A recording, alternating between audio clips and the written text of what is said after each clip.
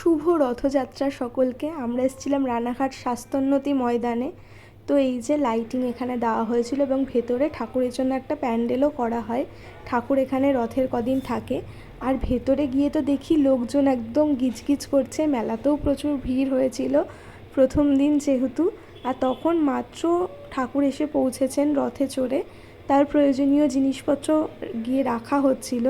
এই কদিন ঠাকুর এখানে থাকেন এবং তাকে খুব সুন্দর সাজানো হয়, খুব ভালো লাগে দেখতে। যেহেতু তখন তিনি মাত্র এসে পৌঁছেছেন, তখনও তো সাজানো হয়ে ওঠেনি। এই যে তিনি তো রথেই ছিলেন, তারা তিনজন, জগন্নাথ দেব, সুভদ্রা আর বলরাম। তো এই যে তারা তো এখানেই ছিল। তো একে একে তাদেরকেও তাদের স্থানে নিয়ে যাওয়া হবে। আর আমরাও অপেক্ষা করে আছি কখন তাদেরকে তাদের স্থানে দেখব এক ঝলক। রথে বসেছিলেন, এত ভালো লাগছিল দেখতে রথটা।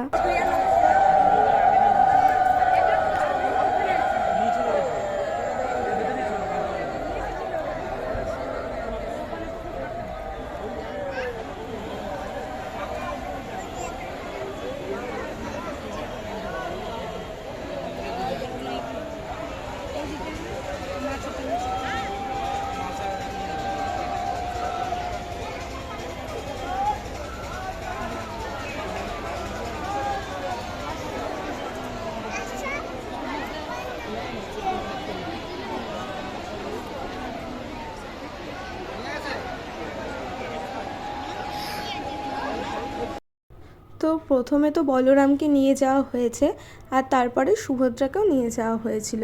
এই যে এইবার জগন্নাথ দেবকে তার স্থানে নিয়ে যাওয়া হবে। আর আমরা তো বসে আছি, অপেক্ষা করে আছি তার স্থানে তাকে দেখব। এবং আজকে এই দৃশ্যটা দেখেও আমার বেশ ভালো লাগছে যে রথে তার তিনজনকে আমরা দেখতে পারলাম। সাধারণত রথে বসে আছেন আমার দেখা হয়ে ওঠে না। অন্য একদিন আসি, রথের দিন এখানে আসা হয় না। রথের পরের দিন বা তার পরে কোনো একদিন আসি, এসে তখন তাদেরকে দেখি এবং তারা তো বিভিন্ন সাজানো হয়ে যায়, তখন আর খুব সুন্দর লাগে দেখতে।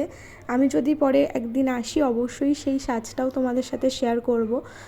যারা তোমরা আসনি রানাঘাট স্বাস্থ্যোন্নতি ময়দানে, একবার এসে দেখতে পারো, খুব ভালো লাগবে আশা করি। কিন্তু প্রচুর ভিড় হয়, এটাও একটা কথা। এই যে দেখতেই পারছো ভীষণ ভিড় হয়েছিল প্রথম দিন, যেহেতু সবারই মনে একটা আলাদাই এক্সাইটমেন্ট কাজ করে যে রথের দড়ি টানবো, মেলায় যাব।